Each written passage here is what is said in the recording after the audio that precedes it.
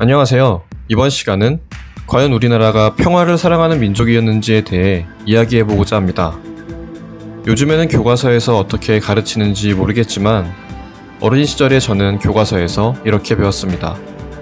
우리나라는 평화를 사랑하기 때문에 수천 번 외세의 침략을 받았지만 다른 나라를 침략하지는 않았다라고요. 그런데 정말 우리나라가 평화를 사랑하는 민족일까요? 민족마다 고유의 특징이 있을 수는 있지만 이렇게 하나의 민족이 평화를 사랑한다고 단정짓는 게 옳을까요? 지금부터 우리 민족이 평화를 사랑하는지 생각해 보겠습니다. 우선 첫 번째로 우리나라도 다른 나라를 침략한 적이 있습니다. 삼국사기, 삼국유사, 조선왕조실록 등이 이를 증명합니다. 고구려의 경우 여러 차례 중국을 공격했습니다. 발해 무왕 때에도 중국을 공격했습니다. 고려시대 때는 별무반을 편성하여 윤관장군의 지휘하에 여진족을 정벌했습니다. 또한 고려는 원나라의 지배력 하에 있었을 때 원나라와 함께 일본을 공격한 적이 있습니다. 조선시대는 어떨까요?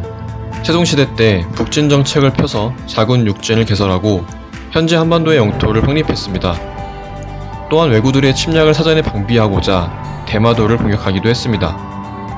물론 여진족이나 몽골족처럼 중국 전체 영토를 차지하는 수준으로 다른 나라를 정벌한 적은 없지만 그렇다 하여서 전쟁을 일으킨 적이 없는 것은 아니죠.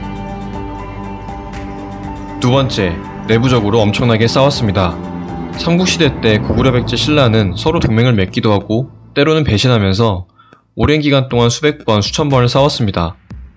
물론 이 시기는 국가 간의 하나의 민족이라는 개념이 낮았지만 어쨌든 평화를 사랑하는 것과 거리가 한참 멀죠.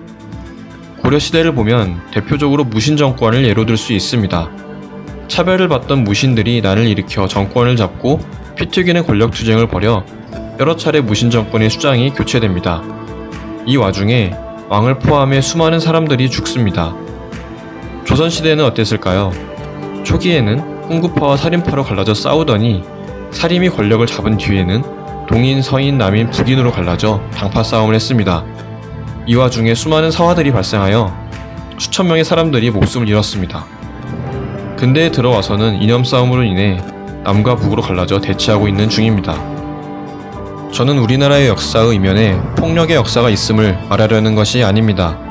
과거 제가 학생이던 시절 교과서의 낯간지러운 표현을 지적하고 싶은 것입니다. 동서양을 막론하고 이 세상 모든 국가들의 역사에는 전쟁과 권력 싸움이 있습니다. 평화를 사랑하지 않아서가 아니라 자연스러운 것입니다. 이웃나라 중국의 삼국시대, 일본의 전국시대를 보십시오. 전쟁을 일으켜 수십만의 사람들을 죽여가며 권력 싸움을 하지 않습니까? 우리나라 또한 그러한 역사가 있는 것 뿐입니다. 그런데 그러한 것을 무시하고 평화를 사랑하는 민족이라 침략을 받기만 했다고 표현하는 것은 엇나간 표현이라고 생각합니다.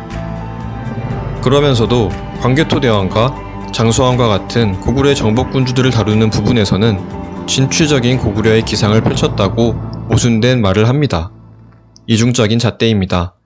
좀 더 객관적인 관점으로 교과서를 만드는 것이 학생들에게 올바른 역사인식을 심어주는 데 도움이 될 것입니다.